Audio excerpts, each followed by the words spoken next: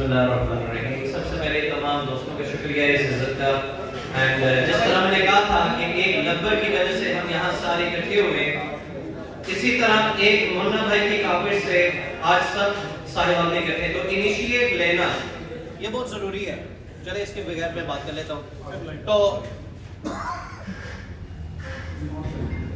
گجرانوالہ کے اندر ایک ایونٹ ہوا جہاں پہ لگ بھگ ریڈرز آف پاکستان نے مل کر ایک جو نے گیدرنگ کی. تو ان کے مینجمنٹ میں سے آج کچھ بندے موجود ہیں، عبدالقیوم صاحب فرام گجرانوالہ. اسی طرح فائز بھائی نے اپنے گھر میں ایک ایونٹ کیا، وہ بھی آج یہاں پہ موجود ہیں. تو اسی طرح لوگ سٹی ٹو سٹی ساتھ کیمپین میں چلتے، اس کا ایک مزہ آتا ہے. یہ نہیں کہ اپنے گھر میں کر لیا، رونق لگی، شہرت لے لیا، بس کو مجھے کہیں اور جانے کی ضرورت نہیں ہے. یہ ایفیلیشن، یہ تعلق لمبا چلنا چاہیے. آج میں ذرا کچھ باتیں آپ لوگوں کے لیے جو آپ سننا چاہ رہے ہیں، ذرا میں ان چیزوں کے اوپر ڈائریکٹ بات کروں، نہ کہ میں ذرا کوئی فارمل گفتگو کروں. کافی سارے لوگ کہتے ہیں یہ شوق ہے، مان لیا شوق ہے. کافی لوگ کہتے ہیں کاروبار کی نیت سے نہیں آنا چاہیے. آج میں سب سے سوال پوچھتا ہوں، چاہے وہ یہاں پہ بیٹھے ہوئے اپنے آپ سے یا آپ سے، ہابی کرتے ہیں نا ہم سب، شوق ہے نا، لبڑ کے کلر بڑے خوبصورت لگتے ہیں نا. میں چیلنج کرتا ہوں، اگر دانے کا ریٹ 10,000 روپے کلو ہو جائے اور لبڑ 500 روپے کا ہو جائے، میں دیکھنا چاہتا ہوں ایسے شوقین کو اس کمرے میں جو یہ شوق نبھائے. کوئی بھی نہیں، میں چیلنج کرتا ہوں، ایک بھی نہیں ہے، میں بھی نہیں ہوں. تو اس حقیقت کو تسلیم کر لینا کہ یہ ایک منافع بخش کاروبار. دیکھیں چیزوں کو الیبوریٹ کرنا ضروری ہے. ایک بندہ اس کو شوق نہیں ہے طوطے کا، اس کو پسند ہی نہیں ہے، دیکھنا پسند نہیں، اپنے گھر میں بیٹھا ہوا ہے، صرف پیسے پھینک دیے چند کروڑ روپے، پتہ نہیں ہے کسی چیز کا. ہاں وہ بندہ مار کھائے گا اور وہ شاید گرو بھی نہ کرے. تو چیزوں کو ڈیفائن کرنا، الیبوریٹ کرنا ضروری ہے. اگر ہم 10 سال پہلے جائیں، ہو سکتا ہے ساہیوال میں لبڑ کے بریڈر 2 تھے، 3 تھے، 4 تھے، 5 تھے. اب ماشاءاللہ کمرہ بھرا ہوا ہے. اگر آپ لوگ مزید کامیاب ہونا چاہتے ہیں نا، ایک کام کریں. ہم بجائے کہ پوری دنیا کو یہ بات منوانے کی کوشش کر رہے ہیں کہ اس میں بڑا منافع ہے، یہ بڑا منافع بخش ہے، اس میں بڑا پیسہ ہے، سب سے پہلے اپنے گھر والوں کو مناؤ. گھر میں کون ہے؟ آپ کے وہ شریک حیات جس نے آپ کے ساتھ زندگی نبھانی ہے، آپ کی بیوی.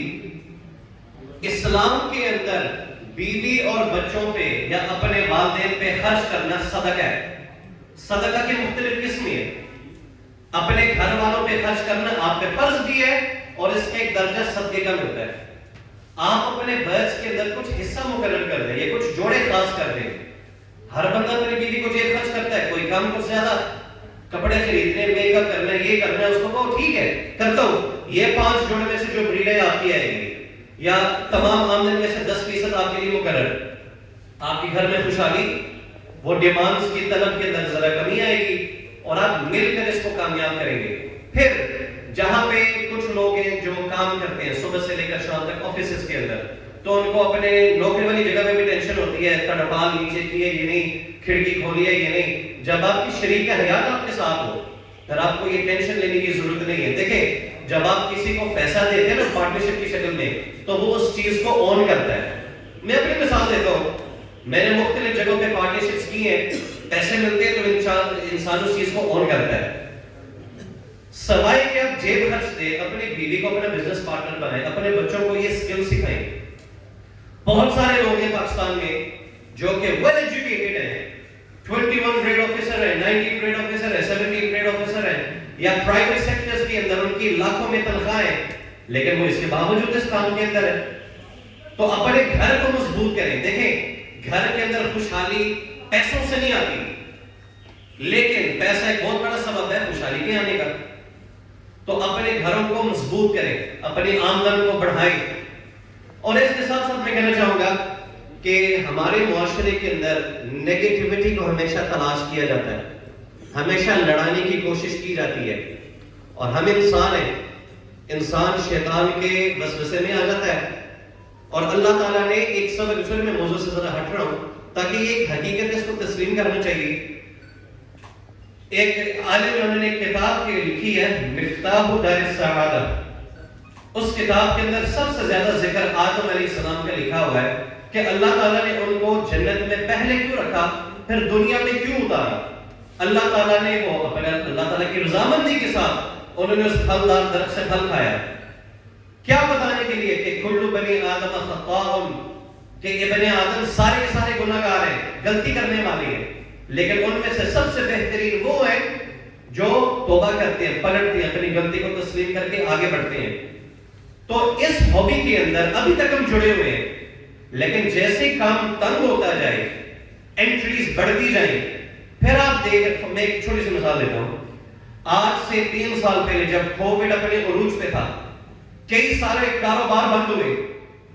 یہ واحد کاروبار تھا لبج کا، پرندوں کا، جس نے اپنی فل عروج اور پیک اس کو ملا باقی چیزوں کے بنسبت۔ لوگ کہتے تھے کہ گاڑیوں کا کاروبار بہت اچھا ہے، ایئرپورٹس بند ہو گئی۔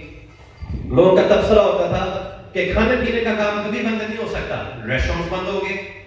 یہ وہ واحد کام تھا جو لوگوں کے گھروں سے چل رہا تھا، لوگوں کے بیڈ روم سے، کمروں سے، ایوری سے، اور لوگوں کو بہت اچھا روزگار ملا۔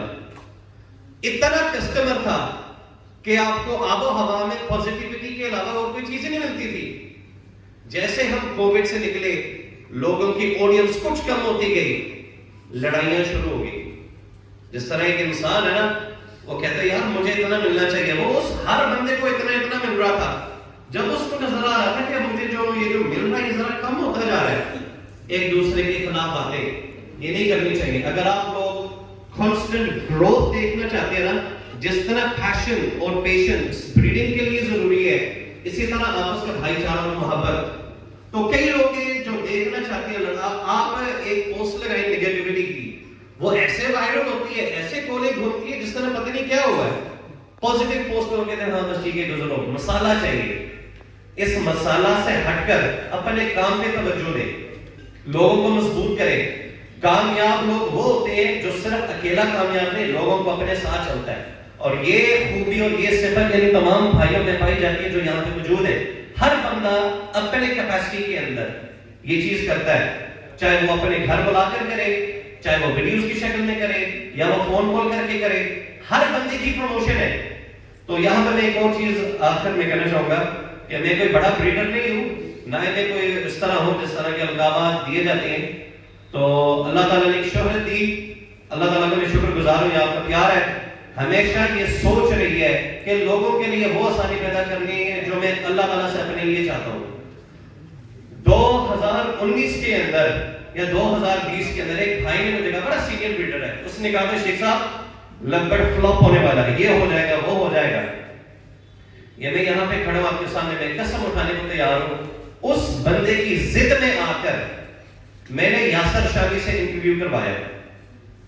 مجھے کوئی شوق نہیں تھا انٹرویو دینے کا، میں نے اس بندے کے ضد میں آ کر میں نے یاسر شامی سے انٹرویو کروایا۔ یاسر شامی لوگوں سے پیسے لیتے انٹرویو کرنے کا، آپ کے بھائی نے 1 روپیہ نہیں دیا، اس سے جو گراف ملا وہ پوری دنیا نے دیکھا ہے۔ اسی طرح چند دن پہلے مجھے ایک اور پوسٹ دیکھنے کو ملی کہ لبٹ میں داخل نہیں ہونا، لبٹ یہ ہو گیا وہ ہو گیا ہے۔ موقع پہ بیٹھا تھا، پی ٹی وی پہ انٹرویو کروایا، پھر اس کے بعد انگلش میں کروایا۔ تو جو اس سے لوگ پنگا لیتے جائیں گے نا، انشاءاللہ اپنے سر پہ اتر کر ہابی کی پروموشن کے لیے کرتے جائیں گے۔ تو یہ یاد رکھنا، آخری بات، پاکستانی عوام 22 کروڑ، جس میں 48% آدمی، 52% عورتیں، تو 11 کروڑ آبادی اس ملک کی عورتیں جن کو ہم نیگلیکٹ کرتے ہیں، جن کو ہم کسی حصے میں نہیں شمار کرتے، ان کو تو لوگ، میں نے کہا تھا بعد میں شروع میں، اپنی بیویوں کو پارٹنرز بنائیں، ان کو کام سکھائیں، ان کے آمدن جب بڑھے گی تو وہ آپ سے مطالبہ کم کرے گی، آپ کا گھر اچھا چلے گا۔ اسی طرح اگر ہم ایک اور اسٹیٹسٹک نکالیں، 22 کروڑ عوام میں سے کتنی عوام ہے جو شہروں میں آباد ہے؟ 4 کروڑ، 5 کروڑ، 6 کروڑ، 7 کروڑ ملا لو۔ باقی جو 14 کروڑ عوام ہے وہ دیہاتی لوگ ہیں۔ پاکستان کے 22 کروڑ میں سے 14-15 کروڑ عوامی لوگ ہیں، دیہاتوں میں رہنے والے ہیں، لیکن ہم ان کو کسی حصے میں نہیں سمجھتے۔ کیوں؟ کیونکہ وہ ذرا ان پڑھ ہیں، پنڈو ہیں، پنجابی میں بات کرتے ہیں، ہم ان کو کسی حصے میں شمار نہیں کرتے۔ ایسے ہی ہے نا، حقیقت تسلیم کرنی چاہیے۔ ہم کہتے ہیں اس نے کیا سمجھنا ہم سے، لیکن اس کے پاس جو کلیکشن ہے بھینسوں کی، گائے کی، وہ آپ کی ایوری سے بھی زیادہ ہے۔ جو وہ ایک بھینس لے کر گھوم رہا ہوتا ہے، ایک گائے، وہ 3.5-4 لاکھ روپے کی ہے، اچھی دودھ دینے والی۔ تو اگر ایسا بندہ اس انڈسٹری میں آئے چاہے وہ البینو کیوں نہ لگائے یا اپلائیں جو مرضی لگائے تو بہت افیکٹ پڑتا ہے. پھر لوگ کہتے ہیں کہ یہ برڈ پاکستان سے ایکسپورٹ نہیں ہو سکتا, یہ سائٹس برڈ ہے. کسی نے اس کے لیے محنت کی ہے, کیا ہم کوشش کر رہے ہیں, دیکھا دیکھی میں کسی کی ٹانگ کھینچ لیتے ہیں. جتنی ہم محنت نیگیٹیوٹی میں کرتے ہیں اتنے اگر ہم مثبت طریقے سے کریں تو آپ بہت سپیڈ کے ساتھ اس کام کو آگے جاتے ہوئے دیکھیں گے.